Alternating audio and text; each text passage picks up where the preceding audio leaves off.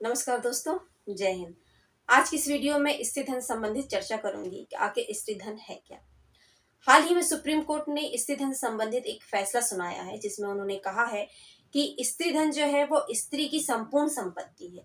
मतलब उस संपत्ति पे उसका पूरा अधिकार होगा, चाहे फिर उस संपत्ति को बेचना चाहे तो बेच सकती है, किसी को गिफ्ट देना चाहे तो गिफ्ट दे सकती है, या फिर किसी को दान देना चाहे तो दे सकती है। और ऐसा करते समय उसको कोई भी रोक नहीं सकता, चाहे वो मायके पक्ष का हो या फिर ससुराल पक्ष का हो। यहाँ तक कि पति का भी उस स्त्री धन में कोई अधिकार नहीं होगा। हाँ, लेकिन यदि ऐसी कोई परिस्थितियां बनती हैं जहां पति को ऐसी संपत्ति की आवश्यकता है, तो पत्नी अपनी मर्जी से इस संपत्ति को अपने पति को सौंप सकती है। और उस संपत्ति को सौंपने से पहले पत्नी के पास उसके बारे में, उस संपत्ति से संबंधित हर लेखा जोखा, हर कागजात उसके पास मौजूद होना चाहिए। साथ ही पति का काम समाप्त हो जाने के बाद वो स्त्री धन अपनी पत्नी को लौटाना अनिवार्य होगा।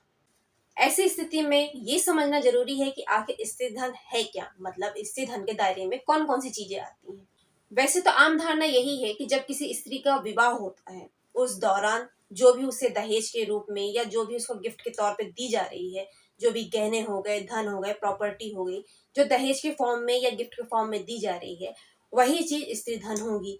या फिर शादी के बाद दी जाने वाली जो भी चीज होंगी वो स्त्री धन के स्वरूप में होंगी। लेकिन ऐसा नहीं है। स्त्री धन का जो शब्द है वो एक कानूनी टर्म है, जिसका जिक्र हिंदू धर्म में भी हमें देखने को मिलता है, जिसका अर्थ है कि महिला के हक की हर वो संपत्ति, हर वो कागजात, हर वो एक वस्तु, हर एक धन, हर एक गहने, वो सारी चीजें स्त्री धन के स्वरूप में मानी जाएंगी। कानूनी टर्म के अनुसार स्त्री धन से संबंधित किसी महिला को बचपन से लेकर जो भी चीजें आज तक दी जा रही हैं, वो सारी चीजें स्त्री धन के स्वरूप में देखी जाएंगी। जैसे कि सोना हो गया, कई प्रकार के तोहफे हो गए, संपत्तियां हो गई, ये सारी चीजें स्त्री धन के स्वरूप में आएंगी। मतलब कि जरूरी नहीं है कि शादी के दौरान या शादी के बाद दिए जाने वाला जो तोहफा है, जो भी दहेज है, वो सारे स्त्री धन के स्वरूप में आएंगी। बचपन से लेके आज तक दिए जाने वाला हर एक सामान स्त्री धन के स्वरूप में ही देखा जाएगा। वैसे तो दहेज और स्त्री धन में दोनों में अंतर होता है। जहां तक हम देखें तो दहेज की यदि मैं बात करती हूँ, तो दहेज एक ऐसी चीज है कि पिता या तो बेटी को स्वेच्छा स्वरूप भी देता है, और कई बार ऐसा देखने को मिला है कि जो दहेज है वो एक मांग के स्वरूप में भी दिया जाता है।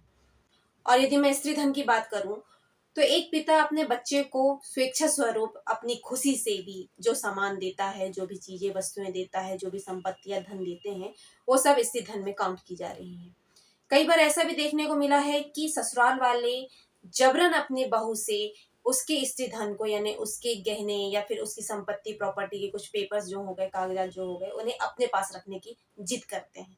लेकिन कानून की नजर में, यानी कानूनी टर्म में, ये चीजें इस रूप में देखी जा रही हैं कि वो ससुराल वाले यदि स्त्री धन को अपने पास रखते हैं तो वो एक उसके ट्रस्टी माने जाएंगे।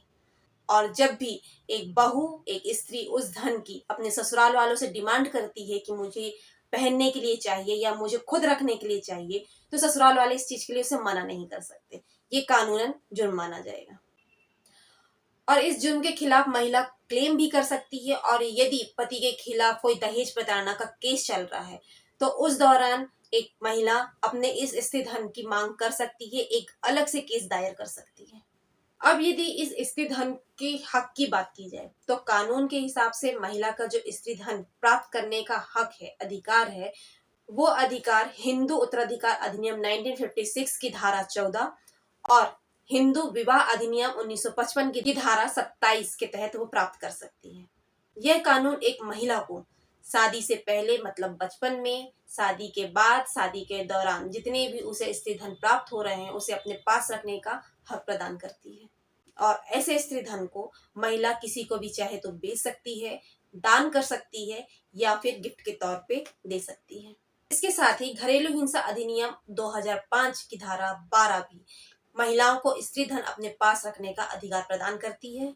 जहां ऐसी महिलाएं घरेलू हिंसा की शिकार हुई रहती हैं, वो इन कानूनों की मदद से अपने स्त्री धन को वापस लेने का अधिकार रखती हैं। तो दोस्तों, आज हमने देखा कि एक स्त्री धन मतलब कि बचपन से लेके एक स्त्री को, एक महिला को जो भी सामान पिता के द्वारा दिए जा रहे हैं, स्वेच्छा स्वरूप खुशी से दिए जा रहे हैं, वे सारी चीजें स्त्री धन के तहत आएंगी।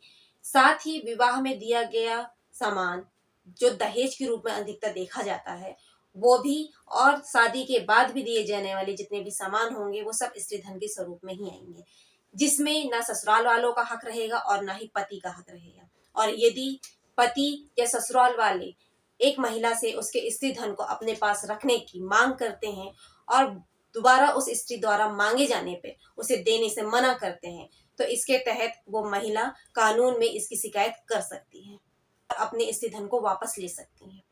इस तरह हमने समझा कि स्त्री धन क्या है। उम्मीद करती हूँ कि आपको समझ में आया होगा। इसी के साथ मैं विदा लेती हूँ। नमस्कार, जय हिंद।